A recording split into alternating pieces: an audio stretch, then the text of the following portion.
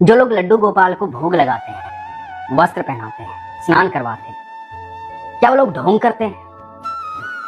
लड्डू गोपाल तो बाजार में हर जगह बिक रहे हैं, दुकानदार तो भोग नहीं लगाता, तो लोग घर में लाकर के क्यों भोग लगाते हैं? क्या ऐसा हो जाता है लड्डू गोपाल को कि घर में आते ही उनको भूख लगनी शुरू हो जाती है, आप भोग लगाना शुरू कर देते हो? क्या विश्वास करना बड़ी चीज है या पूजा करना बड़ी चीज है? ये ऐसे सवाल हैं जो बहुत सारे लोगों के मन में चलते हैं। आज का प्रसंग बड़े ध्यान से सुनिए, ये प्रसंग इसी पर आधारित है। हरे कृष्ण दोस्तों, आगरा की रहने वाली पूजा रिंगस में रहती है। रिंगस सीकर में है, जहां खाटू श्याम जी का मंदिर है। पूरे विश्व से लोग वहां आते हैं। पूजा का पहला बेटा हुआ। पुत्र का जन्म होते ही कुछ ही समय बाद पुत्र बैकुंठवास चला गया, दुनिया छोड़कर चला गया। एक माँ के लिए जिसने 9 महीने एक बच्चे को पेट में रखा हो, इससे बड़ा दुख हो नहीं सकता कि वो आते ही दुनिया छोड़कर चला जाए।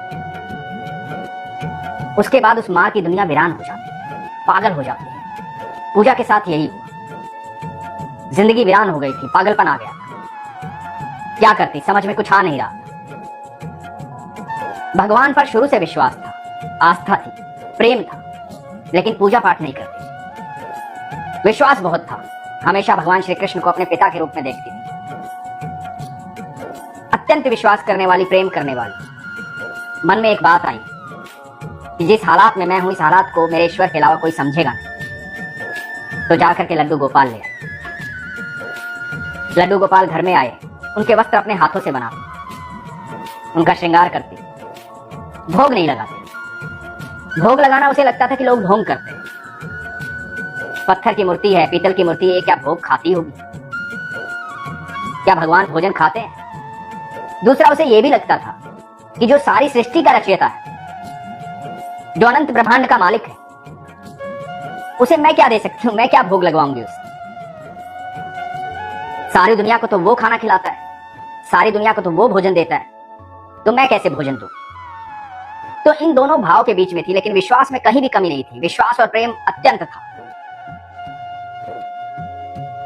भगवान की पूजा नहीं करती थी, लेकिन विश्वास पूरा करती थी। मन ही मन बातें बहुत करती थी।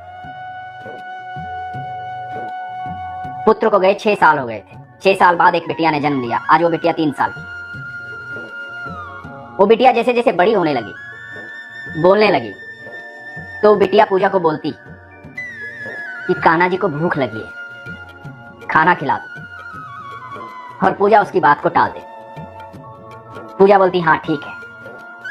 पूजा को वही लगता कि भगवान कहां खाना खाते हो। सच तो ये है कि ईश्वर इंद्रियहीन है।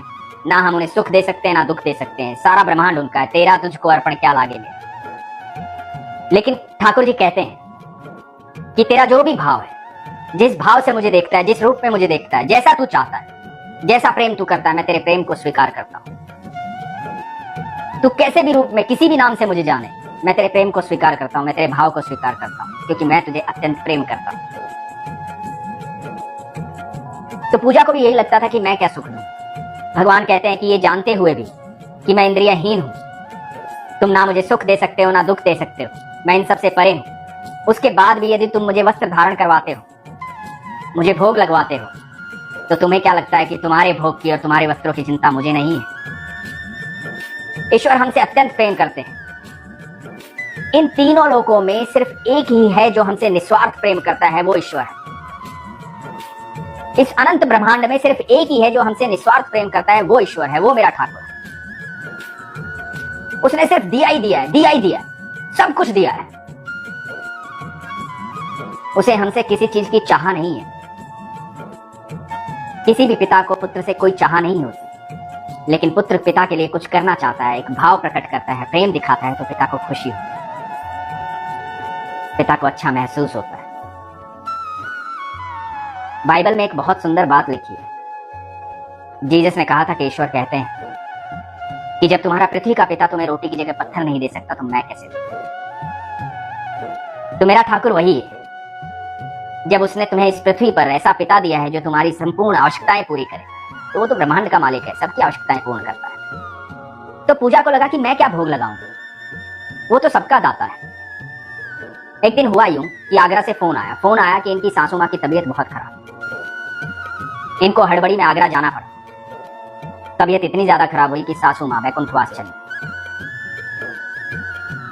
जब ये 3-4 दिन बाद वापस घर आए तो पूजा ने घर के दरवाजे खोले, अंदर घुसी और जाते ही सबसे पहले मंदिर में गई और देखती है कि जो लड्डू गोपाल है उनकी आंखें सूजी हुई, लाल हुई।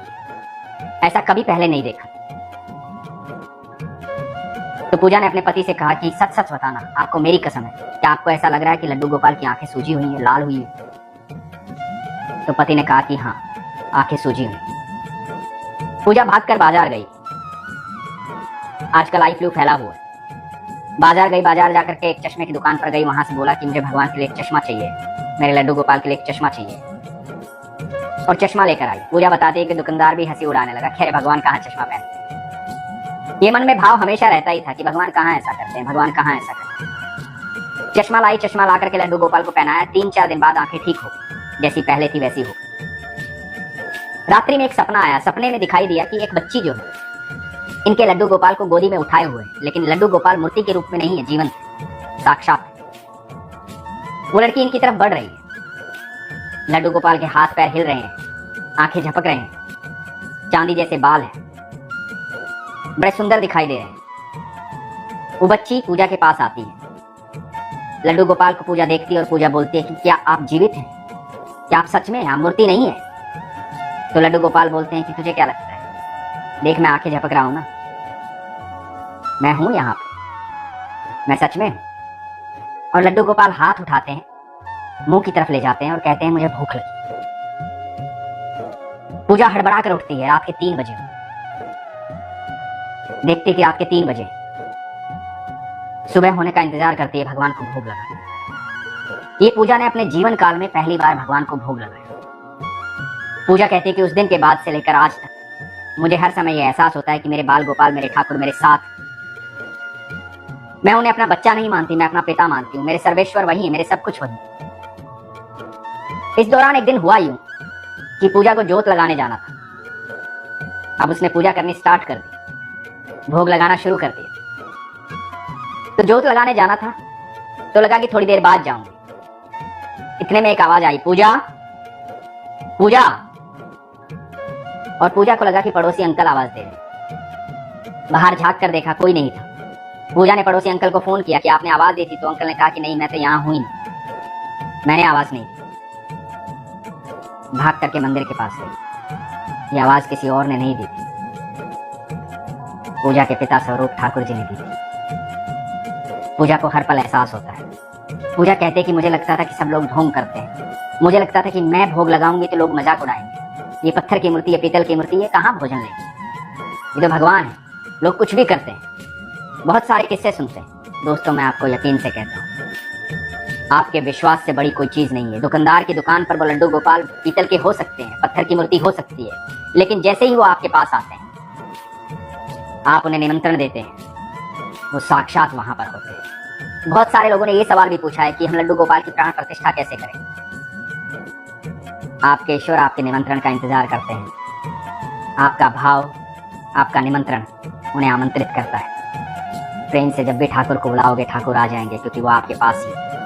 ठाकुर ने कहा है कि हर जीव के साथ मैं हर पल रहता हूं। आपका विश्वास जब जागृत होगा, आप प्रेम से उन्हें आवाज देंगे, तो आपको अनुभूति होगी कि वो आपके साथ है, क्योंकि वो तो आपके साथ है। आप अनभिज्ञ हैं, आपको दिखाई नहीं दे रहे, आपको लगता है कि वो नहीं है, उन्हें तो पता है कि आप हैं, वो तो हर समय साथ है।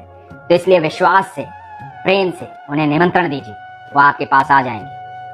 वही तो प्राण है, हमें प्राण प्रतिष्ठा क्या करनी है। ये अनंत ब्रह्मांड उन्हीं से तो चल रहे हैं। ये जो सांसें मैं ले रहा हूँ, आप ले रहे हैं, हम एक दूसरे से बात कर रहे हैं, आप मुझे सुन रहे हैं। ये कौन है? यही तो कृष्ण है। हम सबकी सांसें ही तो कृष्ण है, वही तो प्राण है अनंत ब्रह्मांड की। तो आप बस प्रेम से, विश्वास से बुलाइए उन्हें। जो लोग पूजा नहीं कर पाते हैं, पाठ नहीं कर पाते हैं, उन लोगों से मैं एक ही बात कहूँगा, अपने विश्वास को कमजोर मत कीजिए। ईश्वर आपके साथ है। पूजा पाठ करने के लिए कोई निर्धारित स्थान नहीं है।